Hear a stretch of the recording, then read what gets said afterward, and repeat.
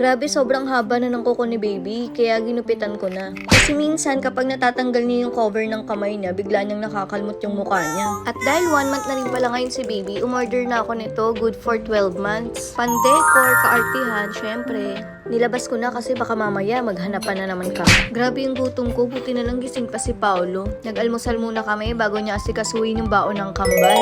Maya-maya lang, ginising ko na rin yung kambal kasi papasok na sila sa school.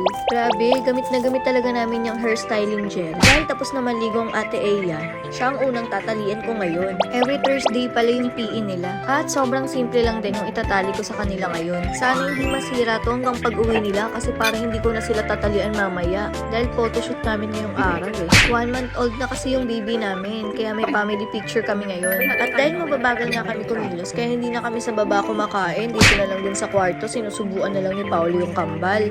Sanay na lang talaga kumain ng kanin sa umaga. Sa araw, ang hirap din pala talaga mag-isip ng tali ng bata, no? Ang hirap kasi talaga kapag babae yung anak mo, ang daming arte.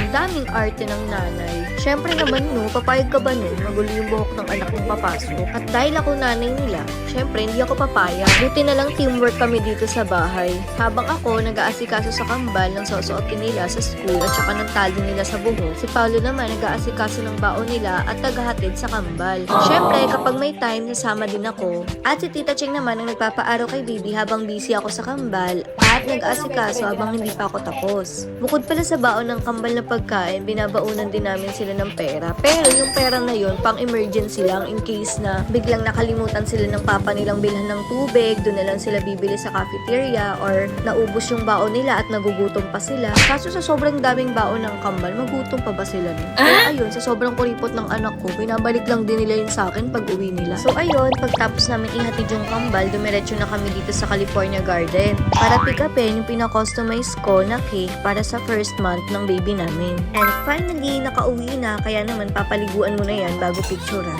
At syempre, pinadede na rin niya ng papa niya para busog bago picturean. Habang busy pa sila mag-ama, ako naman ipe-prepare ko na yung mga gagamitin ni baby. At dahil tapos nang dumede ang batuta, uumpisahan na natin ang photoshoot niya. Dito ko lang siya pipicturean sa bahay. At kami na lang magpipicture kasi kaya naman namin. Ang hirap din pala talaga magpicture ng newborn, no? Kasi maya-maya siya iyak at nagugutom agad.